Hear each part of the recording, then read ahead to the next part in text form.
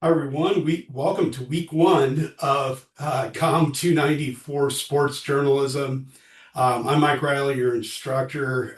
This is the second time we've had this class at the UIC COM department. I've taught it many times, though, at other universities, Northwestern and DePaul University, and a little bit helped out with sports when I was at Arizona State. So I've taught it for a long time. I've been a sports journalist for the LA Times, Chicago Tribune, sports producer for a while at the Washington Post, WashingtonPost.com.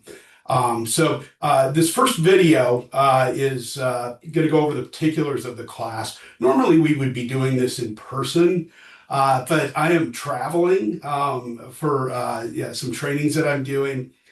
So weeks one and two of the semester are a little different. They're pre-recorded, so they're actually asynchronous for 2 weeks, which is I know is kind of weird, but we'll get you up to speed. So that way, and make sure you watch all the videos so you are up to speed. That way we can really hit the ground running in week three.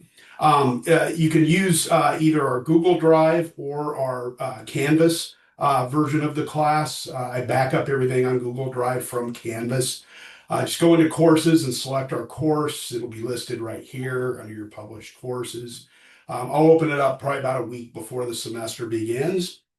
And you can click on the syllabus, go in, and this is a syllabus for another class, for my AI and journalism class, because they don't have this one up yet, so I can't update into Canvas quite yet. And then the modules will be down here, and the weekly course materials will be underneath here. I also mirror the course in our class Google Drive. That will be emailed to you if you prefer to use Google Drive over Canvas. I always back things up on Google Drive because, Canvas can be hacked like it was last spring. Weeks one and two are pre-recorded. You can just click on this folders to go into the weekly schedules. It's got a breakdown of all the materials in that module. They're just in the folders. Syllabus is down here, along with where you'll put your Medium and Blue Sky accounts Friday of week one. I'll get to that in a minute. If you want to track your grade throughout the semester, there's a little grade tracker down here that you can download too. You can double click on this folder or open your module, module one. And the sports schedule will usually be the last file in here. The schedule is a detailed schedule of our syllabus, which is right here. I do ask that you read this syllabus very, very closely. I'm very tough on attendance. You do need to show up to class when we start meeting in person in week three. Make sure that you've gone through and got the AP style book. You'll need that for class. The year's best sports writing is optional. Make sure you're keeping up in the class, be on time, whether we're on Zoom or in person. Most of my classes on Tuesdays will be in person, and Thursdays you will be on Zoom. If you are sick, you need to let me know in advance. If you need an extension for an assignment, you need to let me know in advance. I don't allow late homework. I don't allow makeup work, extra credit, any of that. So if you're going to miss a class or you're going to need an extension, you got to let me know in advance. Don't come to me 2 weeks later or a week later and ask for the extension. You need to do it beforehand.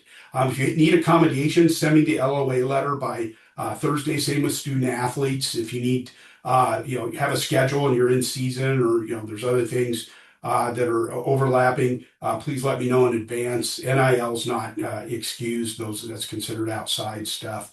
If you need time to travel or something for a sport, do send me that schedule. And the athletic department's good about keeping me updated on those too by sending me those letters every week. The grading breakdown of the class: 40% is in class and take-home assignments. 20% is a midterm paper. You'll be writing about a sports issue and you'll pitch those ideas to me, I think, starting in week three. Final project post, which is a journalistic style story on a sports issue. That'll be posted to Medium, which we'll talk about a little later.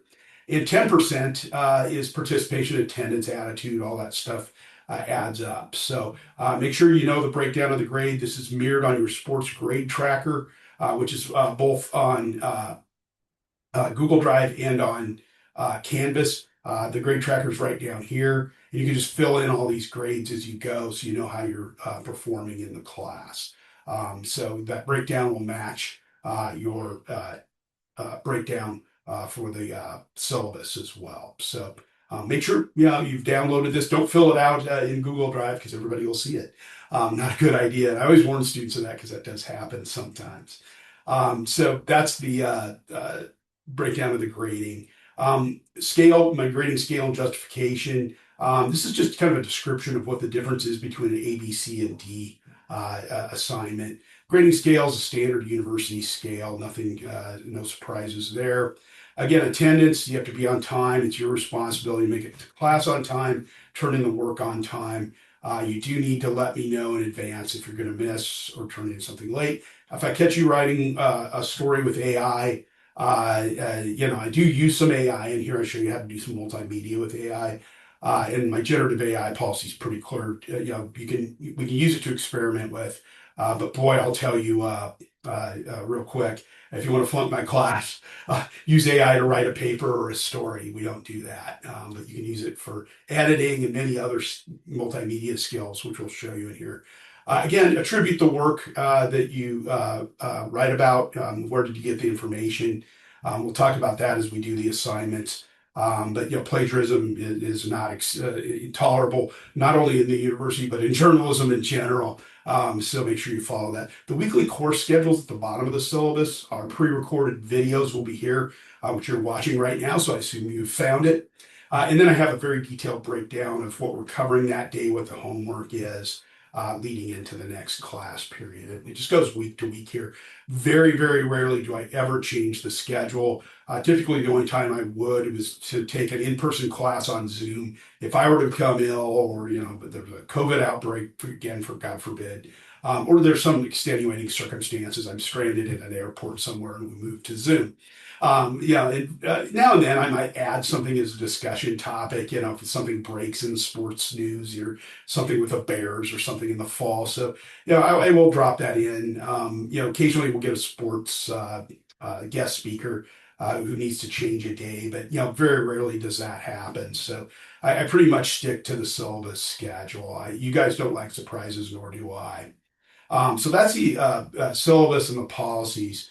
I talked about Canvas and Google Drive. Again, the LOA letters, get those to me by Thursday at 2 p.m. Student athletes, same way if you have a letter from the athletic department or a schedule coming up. That way I can know in advance, you won't be there that day and, we can work ahead a little bit, keep you up in class. Seating chart will bump to week 3 because we're not meeting in person. Texts and materials. Down here a little lower on your schedule in the week 1 folder, I've got a whole series of newsletters here. And you're like, why the hell am Mike having me subscribe to all these newsletters? They're very informative. They're very quick reads. The Pulse from The Athletic is free. It just does a great breakdown of all the sports news that's going on that day. Also, the Sports Business Journal newsletters. We talk about sports economics in here, salary caps, different types of salary caps. Not just for the major sports, but things like F1 and non-revenue type sports. And we'll talk about NIL, the transfer portal. So we'll talk about the business side of sports quite a bit in here. This Week in Sports Business is another free newsletter that's pretty good. And there's a whole list here of Substack newsletters. And you can pick, just a couple, 3 that you're interested in and subscribe to them. They got little descriptions of them. Joe Posnanski, who's written for the Kansas City Star, has written for Sports Illustrated. He's fantastic. As long as you can subscribe to him for free, and these are all listed as free. They may have become paid over time, or they may offer a paid version. Just subscribe to the free version. We don't want you to pay for any newsletters. But there's some really good ones here. Like you mentioned, the Athletic Pulse is really good. I get that one daily. Sports Business Journal, you can actually take these and open them up and read them. This is spring that I'm going through here. So there's a lot of Major League Volleyball. The NASCAR is going on. It's a big F1 weekend too. So you'll see a lot of different ones you can read through here. And just kind of skim them, stay up to date on what's going on in the sports world, not just on the field, but off it as well. That's very important to be able to keep track of all of it. So, go ahead and subscribe to those this week. We also have a list of newsletters down here that are more tech driven. These are helpful tools for journalists. I teach a lot of my digital and data courses, a lot of different types of tools that you can use as a journalist. And it applies to sports. Wonder Tools from Jeremy Kaplan, Tools for Reporters by Samantha Sunny, who's a co-author of one of my books. And Journalist Toolbox AI, which is my newsletter. All three are free. They offer, I think Wonder Tools offers a free version. There's Jeremy right there. Subscribe to this. Really quick read in his newsletter. It comes out once a week. And it keeps you up to date on various tools that you can use to make yourself more efficient. It can be helpful for you for many of your classes. And he's a really nice guy too. He'll interview people, sometimes in them with videos. Tools for Reporters comes out every other week, usually around Friday. It's kind of hit and miss. And they're very short. It gets into different tools that can help you as a journalist, usually just a task, very, very short newsletter. And this is mine. It has all kinds of different tools in it. It comes out every other Tuesday morning around 8 a.m. Central Time, sometimes a little earlier. Usually has a training video built in it. You can read through it in about 5 minutes. It's a very quick read. So, take advantage of these free newsletters. Anything of the three of the better journalism tech tools on the tools newsletters on the market right now. So just by the end of the week, make sure you subscribe to as many of these as you can. The other thing I wanted to cover, and I know the video will run a little long here, so you can take breaks in between our sessions. But the other thing I did want to cover is Otter, which is a really great tool for creating, for recording interviews and transcribing them. It'll also create summaries from class lectures and our speakers. So you can use it both on your phone, otter.ai. It's a tool you can download to your mobile app that you can download to your phone. You can use it for free up to 600 minutes. It can sell off your data and your recording. So I wouldn't, if it's a very personal interview or something you're doing with an athlete or a coach or something, I probably wouldn't use that tool. I would just record it on my phone and transcribe it. However, Otter is a really, really good tool. It has a desktop version and it has a version that is on your phone as well. So Otter is right here. This is some past transcripts I've had. You can import audio here by clicking this and it'll upload it, or you can just record directly into it. If you're interviewing somebody that's near your computer within 6 feet, it'll pick it up. Otter's by far the best transcription tool I've used.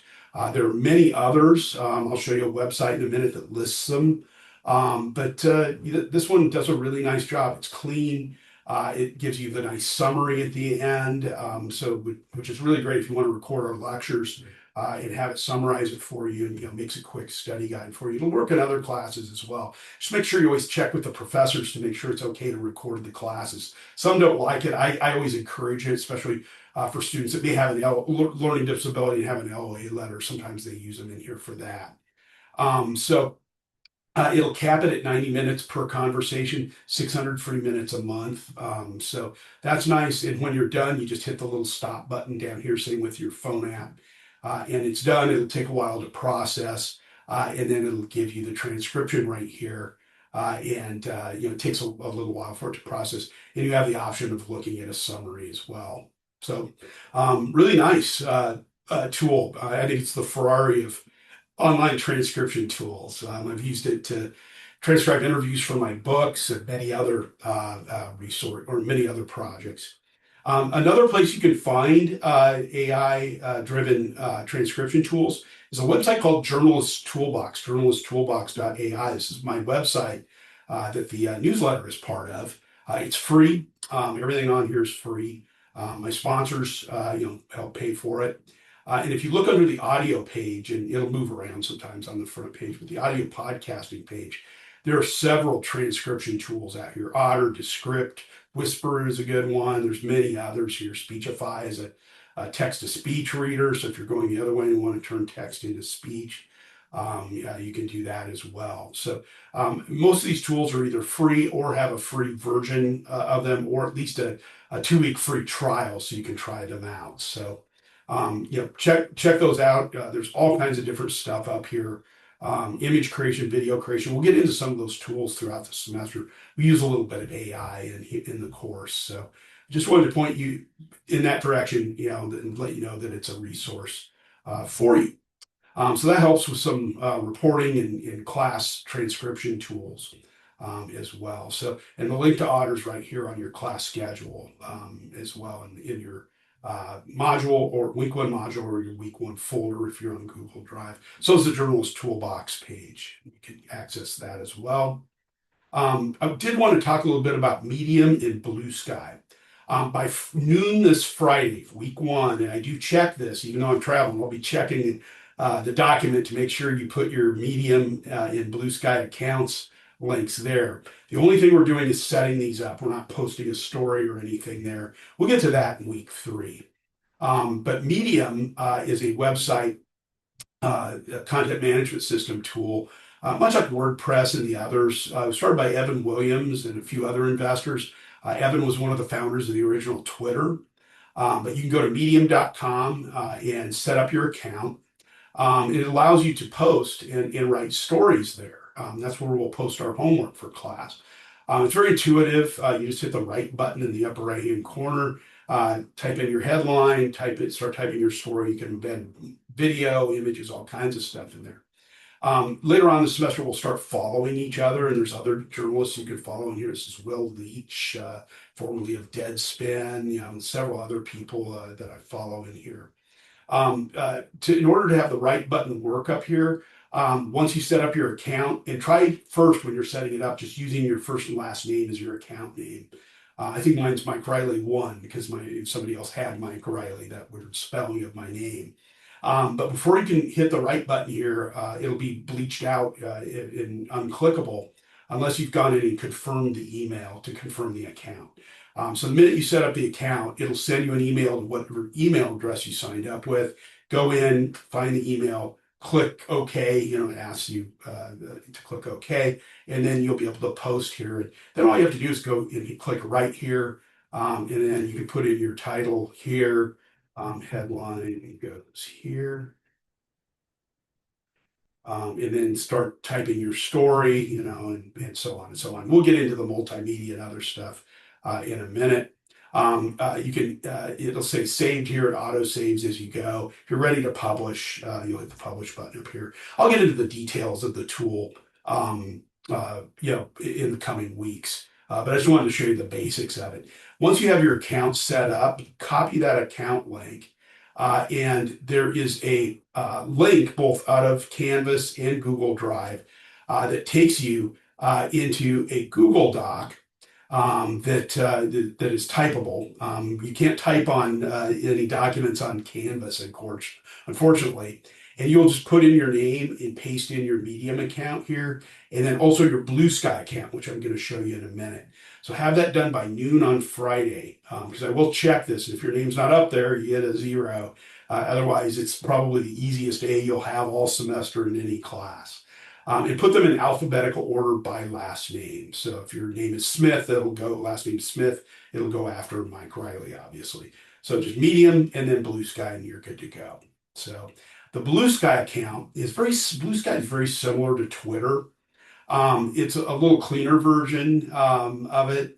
It was also founded by a former founder of Twitter. You could post here, the posts look just like they do on Twitter. The interface is very similar. It's a little cleaner version of Twitter. Twitter's got kind of raunchy since Elon Musk bought it. It's a little toxic. And again, try to set up your name in here. I just did mikereilley.bsky.social. And then click on edit profile, and you can put in your name instead of the name of the account. A couple of 3 sentences to describe yourself. I'm a senior studying comm at UIC, blah, blah, blah, something that describes you. And then add a photo of yourself up here. It's very important to have that account set up properly. I will be looking for that when I go to grade your account setups. And you don't have to post anything yet. We'll get to that a little later on. And following sports journalists and others on Blue Sky. I've got a whole list of athletes and journalists and others you can follow. So having a presence on Blue Sky Medium is important. It's something that my bosses asked me to do for you guys that you come out of the classes, having a professional Medium and Blue Sky account. And make sure, Blue Sky gets added to this list as well. Make sure they're both on there. If you've had a class with me before, it's important to note, you can use your old Blue Sky and Medium account. Maybe you've had digital or data journalism with me before AI class. You can bring those back and use them. Just put them in here. So you're good to go there. What's next? So we're done, so you'll set up all this stuff by Friday, follow the sports newsletters by Friday. I do want to show you before we sign off with homework, the Redline Project Sports Vertical. You have a chance to be published this semester. If you do a really great weekly project or a midterm paper that's really awesome, or we call them sports essays in this class, but really it's a midterm paper, or a cool final project, they'll be published to the Redline Project. Redlineproject.news is our website. Got it linked off your schedule.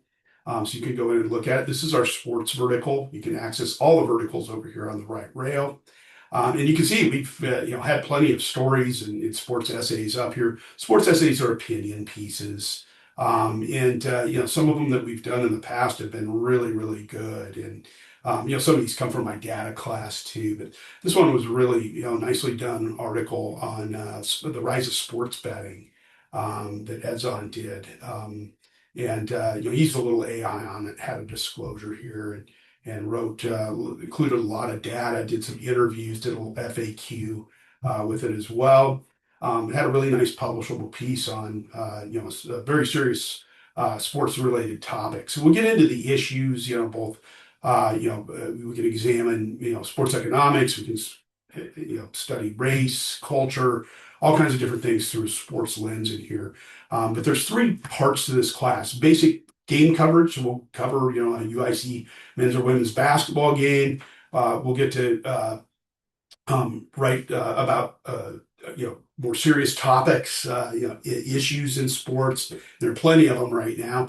And then the third part is we do a lot of multimedia here with data, graphics, really cool, story maps and timelines and things like that. So you're going to have the opportunity to do some really cool stuff in here and have a nice portfolio in your Medium account by the time you're done with the semester. The first class we did last year was only fall semester. We're teaching it fall and spring this semester. The class is quite popular. The athletic department, UIC, is very cooperative with us, is getting you guys out to cover games and stuff and credentialed to cover it. But as a group, we'll go over and cover one of the basketball games. So homework for Thursday, because we do have another class on Thursday that's pre-recorded. Read the SPJ Code of Ethics and think about how it might apply to covering sports. And then also research Lauren Camplin. She is now a post producer. I need to update her title here. She's now a post producer and will be our recorded guest speaker on Thursday. And Lauren, and you can watch it any day you want. You can watch it on Wednesday if you want.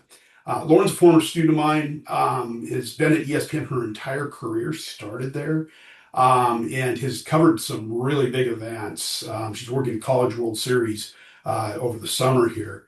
But she'll talk about, how she's been thrust into situations where she's had to make some tough ethical decisions. And that video's down here under, the Thursday class. It's got a little description of her and then a little 19-minute video here that's very important to watch. Watch the video. It's in our Google Drive folder, and then the Code of Ethics apply to that. So we'll do that on Thursday. So right now it's just basically getting your Medium and Blue Sky set up, following those spreadsheets. I was thinking about the wrong class. Following those newsletters, and then reading through the sports vertical and the SPJ Code of Ethics. That's it for now. We'll see you on Thursday's class on August 27th, or if you want to watch it now, feel free.